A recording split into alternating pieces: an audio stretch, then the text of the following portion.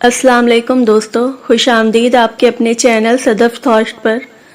آج ہم آپ کے لیے لے کر آئے ہیں اردو ناول وحشت جنون کی قسط نمبر 18۔ پچھلی قسط میں کہانی نے ایک ایسا موڑ لیا تھا جس نے سب کو حیران کر دیا۔ اس قسط میں جذبات مزید شدت اختیار کرتے ہیں اور کچھ ایسے فیصلے سامنے آتے ہیں جو کرداروں کی زندگی بدل دیں گے۔ آئیے چلتے ہیں قسط نمبر 18 کی طرف اور دیکھتے ہیں آگے کیا ہونے والا ہے۔ دیکھو، ایک بات میری کان کھول کر سن لو، وہ آئے گی تو سارے کام وہی کرے گی، میں کچھ نہیں کروں گی۔ ویسے بھی یہاں کے ملازم کتنے پیسے لیتے ہیں، اب تم اتنا خرچہ اس پر کرو گے تو وہ تو تمہارے۔ خاموش ہو جاؤ، کوئی بھی بکواس کرنے کی ضرورت نہیں ہے۔ تمہیں کیا لگتا ہے یہ سارا خرچہ اس پر میں کر رہا ہوں؟ میرا دماغ خراب نہیں ہے، تمہیں پتہ بھی ہے ایک انسان کو وہاں سے یہاں بلانے کے لیے کتنے پاپڑ بیلنے پڑتے ہیں۔ وہ تو پرانی تصویروں میں میرے کفیل حمدانی نے اس کی تصویر دیکھ لی اور وہ اس سے شادی کرنا چاہتا ہے۔ تمہیں اندازہ بھی ہے کہ مجھے کتنا فائدہ ہو سکتا ہے اس شادی سے۔ یہ جس گھر میں ہم رہتے ہیں نا، وہ گھر ہمارا ہو سکتا ہے۔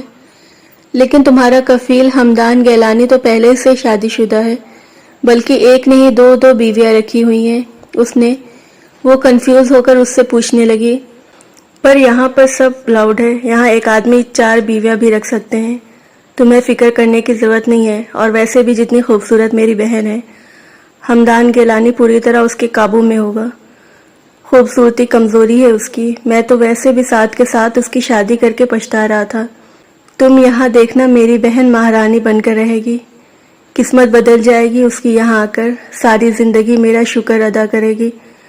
وہ خوش ہوتے ہوئے بولا تھا، جبکہ بھابھی کندھے اچکا کر رہ گئی، کیونکہ ایک مرد یہ بات نہیں سمجھ سکتا تھا کہ ایک عورت کے لیے سوتن سے بڑا اور دکھ کوئی نہیں۔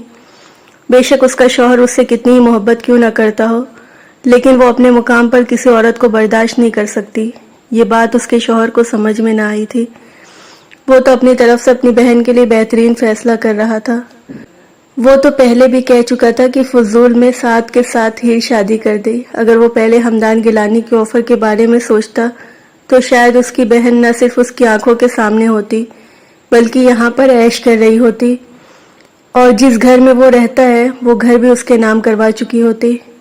اس نے پہلے یہ بات نہیں سوچی تھی، لیکن اس کی بہن کی خوبصورتی کافی حد تک اس کے لیے فائدہ مند ثابت ہو سکتی تھی، کیونکہ اس کا کفیل حمدان گیلانی صرف اور صرف خوبصورتی کا شیدا ہی تھا۔ خوبصورتی اس کی کمزوری تھی، اور اتفاق سے ان کی دونوں بیویاں ہی خوبصورت نہ تھیں، اور اس کی بہن خوبصورتی میں کسی سے کم نہیں تھی۔ اس بات کا احساس اسے حمدان گیلانی نے ہی دلایا تھا۔ جبکہ وہ پہلی دفعہ سعودی آیا تھا، تب سے اس کے پاس ایک تصویر تھی جس میں اس کی ماں اور بہن اس کے ساتھ تھی، جسے دیکھ کر حمدان گیلانی کی سوچ بدل گئی تھی۔ اس نے جب بے تابی سے ہیر کے بارے میں پوچھا تو اس نے صاف کہہ دیا کہ اس کی بہن شادی شدہ ہو چکی ہے، اور اس کے بعد جب حمدان گیلانی نے اسے آفر کی، تب نہ چاہتے ہوئے بھی وہ ان چیز کے بارے میں سوچنے لگا، اور ساتھ ہیر کی شادی کو لے کر ایک پچھتاوا بھی اس کو ہو رہا تھا۔ دن تیزی سے گزر رہے تھے۔ اس کا بھائی ہر روز اسے فون کرتا اور اسے بلانے کی معلومات فراہم کرتا۔ وہ ان دنوں بے حد پرسکون تھی۔ اس کا بھائی اس کے بارے میں سوچ رہا تھا، اس کا خیال کر رہا تھا، اس کے لیے بہت بڑی بات تھی، اور اب وہ ہمیشہ کے لیے وہاں بلا رہا تھا اپنے پاس۔ ابھی تو یہ بھی کہہ رہا تھا کہ وہ یہاں ایک اچھا لڑکا دیکھ کر اس کی شادی کر دے گا، اس کا فیوچر محفوظ ہاتھوں میں سونپ دے گا، لیکن وہ کبھی شادی نہیں کرنا چاہتی تھی۔ فی الحال وہ یہ سب اسے کچھ بتا کر اسے پریشان نہیں کرنا چاہتی تھی۔ یہ ساری باتیں بات کی تھی، ایک دفعہ وہ اپنے بھائی کے پاس پہنچ جائے تو پھر سب کچھ ٹھیک ہو جائے گا۔ بس وہ یہاں سے نکلنا چاہتی تھی، جلد سے جلد اپنے بھائی کے پاس پہنچ جانا چاہتی تھی۔ کل تو اتفاق سے اس کی بھابھی نے بھی فون پر اس سے بات کی تھی۔ اس کے لب و لہجے میں افسوس تھا، کیونکہ جو کچھ اس کے ساتھ ہوا تھا وہ بقول اس کی بھابھی کی کوئی چھوٹی سی بات نہیں تھی، اور یہ بات وہ خود بھی بہت اچھے طریقے سے جانتی تھی، لیکن اس نے اپنی بھابھی کے انداز میں کسی طرح کا کوئی غصہ یا طنز محسوس نہیں کیا تھا۔ شاید وہ بھی اس کی کنڈیشن کو سمجھ رہی تھی، اور پھر بعد میں اس نے بہت پیار سے بات کی تھی۔ کافی دیر وہ دونوں ایک دوسرے سے باتیں کرتی رہی، اور پھر فون بند کرنے کے بعد بھی اسی کے بارے میں سوچتی رہی۔ بہت جلد وہ اپنے بھائی اور بھابھی کے پاس ہوگی، یہ احساس اس کے لیے بہت خوبصورت تھا۔ اب اسے ایام کا احسان اٹھانے کی ضرورت نہیں پڑے گی، وہ خود ہی اپنے بھائی کے پاس جا رہی ہے۔ ہیر کو کیا ہر روز اس کے بھائی کا فون آتا ہے اور ان دونوں کی آپس میں کیا بات ہوتی ہے؟ کیا اس نے تم سے کبھی شیئر کیا؟ کیا اس نے تمہیں اس بارے میں کچھ بھی بتایا؟ وہ آج صبح ہی گھر سے نکلتے سے پہلے تانیہ سے پوچھنے لگا۔ نہیں سر، اس نے مجھے بتایا کچھ نہیں، بس یہی بتایا ہے کہ اس کے بھائی کا فون آیا ہے، اور جب فون آتا ہے تب تک میں سو چکی ہوتی ہوں۔ مجھے اندازہ نہیں ہے کہ ان دونوں کی کیا بات ہوتی ہے، اور ویسے بھی بہن بھائی کا پرسنل باتیں سننا مجھے کچھ مناسب بھی نہیں لگتا، لیکن اگر آپ کہیں تو میں آپ کو بتا دوں گی۔ تانیہ کو یہی لگا تھا کہ وہ جاننا چاہتا ہیر اپنے بھائی سے کیا باتیں کرتی اور اتنے دنوں کے بعد اس کا بھائی اس سے رابطہ کیوں کر رہا ہے۔ یقیناً یہ سوال تو اس کے ذہن میں آنا ہی چاہیے تھا، کیونکہ پچھلے کچھ دنوں سے تانیہ خود بھی یہی سوچ رہی تھی۔ نہیں، اس کی ہرگز ضرورت نہیں ہے، میں تمہیں اس پر نظر رکھنے کے لیے نہیں کہہ رہا ہوں، صرف پوچھ رہا ہوں۔ تم سے سب کچھ شیئر کرتی ہے تو یقیناً تمہیں اس بارے میں بھی کچھ نہ کچھ بتائی ہوگی، کیونکہ میرے خیال میں اس کا بھائی اسے چھوڑ کر چلا گیا تھا، تو اب یوں رابطہ کرنا کچھ عجیب لگ رہا ہے مجھے۔ ویسے اسے اپنی بہن کے لیے کبھی یاد نہیں آئی اور اب ہر روز اسے فون کرتا ہے۔ اسے ہیر کی طلاق کے بارے میں تو یقیناً پتہ چل گیا ہوگا، اور وہ یہ بھی کہ وہ یہاں اس گھر میں رہتی ہے، تو کیا اس نے اس سے اس گھر کے رہنے پر کوئی اعتراض نہیں کیا؟ بس میں یہ جاننا چاہتا ہوں اور کچھ بھی نہیں۔ اگر تم ہیر سے پوچھ کر بتا دو تو مناسب رہے گا۔ وہ اپنی بات مکمل کرتا باہر نکل گیا تھا، جبکہ تانیہ نے صرف سر ہاں میں ہلایا تھا۔ وہ آج رات ہیر سے اس بارے میں بات کرنے والی تھی، اور اگر ہیر نہ بھی بتاتی تو وہ اپنے سر کے لیے کچھ بھی کوشش کر سکتی تھی۔ گاڑی سٹارٹ ہوتے ہی وہ مسلسل ہیر کے بارے میں سوچ ہی رہا تھا۔ ہیر کا بھائی اسے کبھی فون نہیں کرتا تھا، اور انسان جو ہیر کو اپنا بوجھ سمجھ کر سر سے اتار کر کسی کے بھی ساتھ باندھ کر چلا گیا، اب وہ بار بار اسے فون کر رہا تھا۔ کل رات وہ اسٹڈی روم سے نکل کر اپنے کمرے کی طرف جانے لگا تو اس کے کمرے سے آوازیں سنائی دی تھی۔ اس وقت شاید وہ اپنے بھائی سے بات کر رہی تھی۔ وہ کہہ رہی تھی بہت جلد میں آپ سے ملوں گی۔ شاید لوگ واپس آنے والے تھے یا کوئی اور مسئلہ تھا، فی الحال وہ کچھ بھی نہیں سمجھ پا رہا تھا۔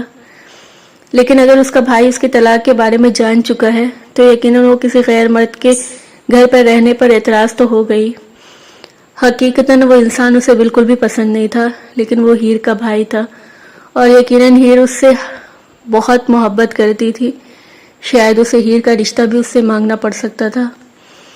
ہیر کے لیے تو وہ کچھ بھی کرنے کے لیے تیار تھا، اگر اسے مانگنا بھی پڑتا تو اسے کوئی اعتراض نہیں تھا، لیکن نہ جانے کیوں اسے لگ رہا تھا کہ اس کی سوچ سے دور کچھ ہو رہا ہے جو نہیں ہونا چاہیے۔ پتہ نہیں اسے کیوں لگ رہا تھا کہیں نہ کہیں ہیر اس کے لیے کوئی مصیبت تیار کر رہی ہے۔ وہ اسے کسی بھی طرح کی مصیبت کا شکار نہیں ہونے دے سکتا تھا۔ بہت جلد وہ اپنے سے اپنی زندگی میں شامل کرنے والا تھا۔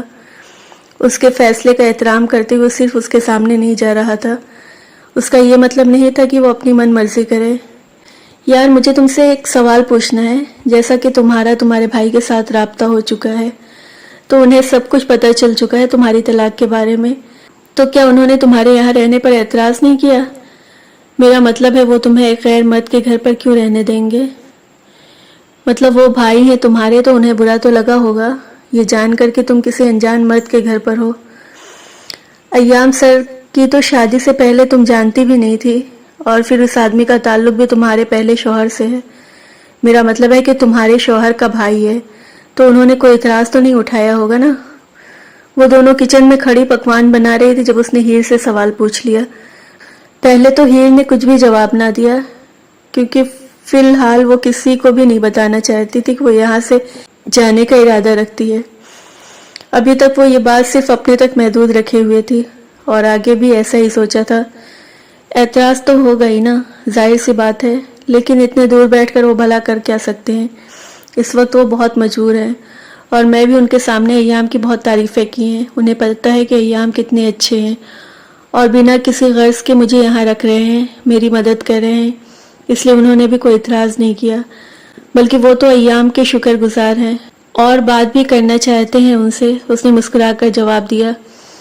ہاں، تم نے انہیں یہ بھی تو بتایا ہوگا نا کہ تم دونوں کی جلد شادی ہونے والی ہے، تو ان کو اعتراض کرنا بنتا بھی نہیں ہے۔ کتنا اچھا ہوتا نا کہ اگر وہ یہاں پر آ جاتے تمہاری اور ایام سر کی شادی میں۔ ابھی تو کافی سارا وقت ہے، آ نہیں سکتے؟ کیا پتا وہ تانیہ اس کی بات کاٹتے ہوئے بولی تو उसने सिर्फ हाँ में सर हिलाया था। हाँ, अभी बहुत वक्त है, मेरी तकरीबन एक रोज़ ही उनसे बात हुई है। मैं उनसे ज़रूर कहूँगी यहाँ आने के लिए, अगर वो आ जाएंगे तो अच्छा होगा। लेकिन मुझे नहीं लगता कि ये मुमकिन हो सकेगा, क्योंकि सऊदी अरब से यहाँ आने में बहुत खर्चा होता है, और फिर मेरे भाई बहुत ज़्यादा अमीर नहीं है। वो पॉपकॉर्न लेकर बाहर निकल गई थी, जहाँ रूही सोफे पर बैठी उसकी मुंतज़र थी, क्योंकि आज वो फिर से उसकी पसंद की फिल्म देखने वाले थे। अय्याम शाम को घर वापस आए तो उससे हीर और रूही बाहर बाग में नजर आ रही थी, जिसे देखते ही हीर चेहरा फेर गई, जबकि रूही उसकी जानिब भागते हुए आई और उससे हक कर लिया।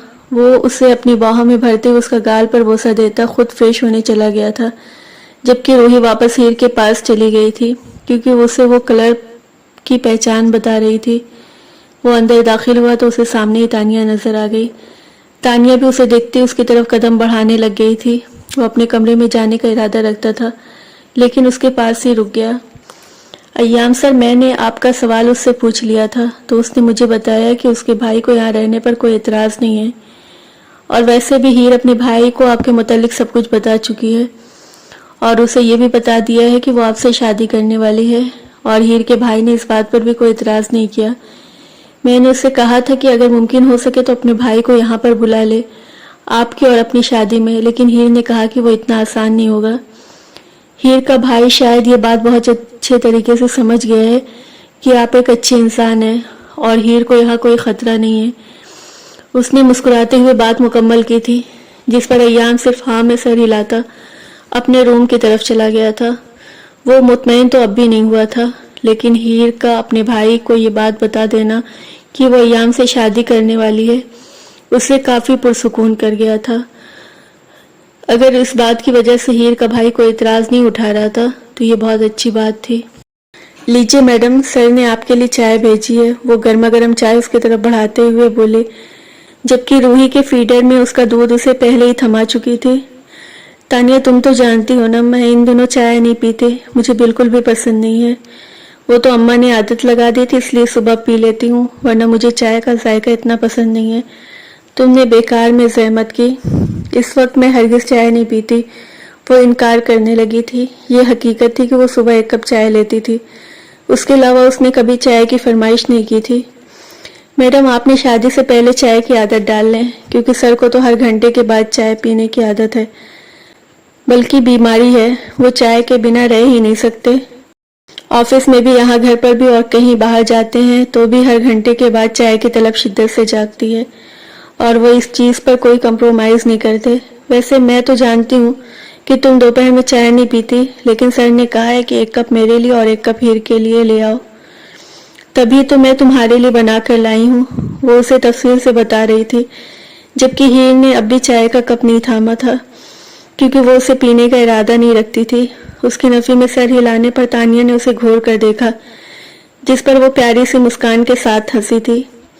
मेरी प्यारी सी दोस्त, जो चीज़ मुझे पसंद नहीं है वो बिला ज़बरदस्ती क्यों पीऊँगी? मैं उसे किचन में रख कर आती हूँ, तब तक रूही के साथ खेलो। उसकी नाराज़गी से मुंह बनाने पर वो फौरन उसकी निगाहों के सामने से उठ गई थी, जबकि तानिया दूर तक उसकी पीठ को घूरती रही। वो चाय का कप अंदर किचन में रख कर बाहर निकलने लगी। जब उसे किचन में दाखिल होता नजर आया, उसने अगले ही लम्हे अपना चेहरा फेर लिया था, जबकि उसकी इस हरकत पे वो बिना कुछ बोले आगे बढ़ गया। वो तेजी से कदम उठाता अपना खाली कप रखने ही लगा था जब एक चाय का भरा हुआ कप उसे नजर आया। ये चाय का कप मैंने तुम्हारे लिए बनवाया था, तुमने इसको पिया क्यों नहीं? वो यूं ही चेहरा फेरे उससे पूछ रहा था। मैं दिन में चाय नहीं पीती, और ना ही मुझे ऐसी आदत है, और ना ही ये मुझे चाय ज़रूरत से ज़्यादा पसंद है। मैं सिर्फ सुबह के वक्त पीती हूँ, इसलिए मैं वापस रखने के लिए आई थी। वो जवाब तो नहीं देना चाहती थी, लेकिन फिर भी जवाब दे दिया। जाने क्यों अय्याम का इस तरह से चेहरा फेर कर खड़े रहना उसे अच्छा लग रहा था। वो पहले ही कह चुका था कि वो साथ के नाम पर उसे अपनी ज़िंदगी के दिन बर्बाद करने नहीं देगा, लेकिन उसके बावजूद भी वो उसके फैसले को इतना एहतराम कर रहा था। ना चाहते हुए भी उसके दिल में अय्याम के लिए एक नरम गोशा पैदा होने लगा था। चाय तो आपको पीनी पड़ेगी मोहतरमा, क्योंकि जो शख्स चाय नहीं पीता उसके साथ में याराना नहीं रखता, और ये बात तो मुझे ज़िंदगी ने सिखाई है। जो शख्स चाय नहीं पीता उसके साथ दोस्ती नहीं करनी चाहिए। चाय पीने वाले वफादार होते हैं, اور آپ کے ساتھ تو بہت گہرا تعلق بنانا ہے۔ اس کا لاجک اسے بہت عجیب لگا تھا۔ ہیر نے حیرانگی سے اس کی پیٹھ کو دیکھا تھا۔ اگر میں چائے نہیں پیوں گی تو کیا میں وفادار نہیں ہوں گی؟ اور آپ وہ کہنا ہی چاہتی تھی اگر چائے نہیں پیے گی تو کیا وہ اس سے شادی نہیں کرے گا؟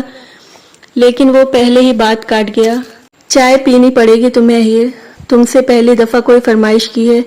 اتنا تو حق رکھتا ہوں، تم پر زندگی بھر کا ساتھ نبھانا ہے تمہارا۔ وہ اس کا کپ اٹھاتا وہیں کھڑے کھڑے اس کی طرف بڑھا چکا تھا۔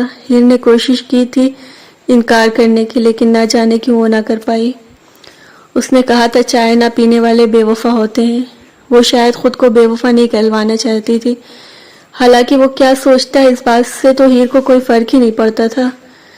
عادت نہیں ہے مجھے، اس نے ایام کے ہاتھ سے کپ تھامتے ہوئے کہا تھا۔ ڈال لو، کتنا وقت لگتا ہے عادت ڈالنے میں؟ وہ مسکرا کر کہتا ہوا کچن سے نکل گیا، جبکہ وہ جو واپس کپ رکھنے کا ارادہ رکھتی تھی یوں ہی کپ اٹھا کر باہر نکل آئی۔ دوستو، یہ تھی وحشت جنون کی قسط نمبر 18۔ اگر آپ کو یہ قسط پسند آئی ہے تو ویڈیو کو لائک کریں، اپنی رائے کمنٹس میں لازمی بتائیں، اور اگلی قسط سب سے پہلے دیکھنے کے لیے چینل صدف تھاٹ کو سبسکرائب کر کے بیل آئیکن دبائیں۔ قسط نمبر 19 میں کہانی ایک اور نیا اور سنسنی خیز موڑ اختیار کرے گی، تو ہمارے ساتھ ضرور جڑے رہیے۔ ملتے ہیں اگلی قسط میں، تب تک کے لیے اللہ حافظ۔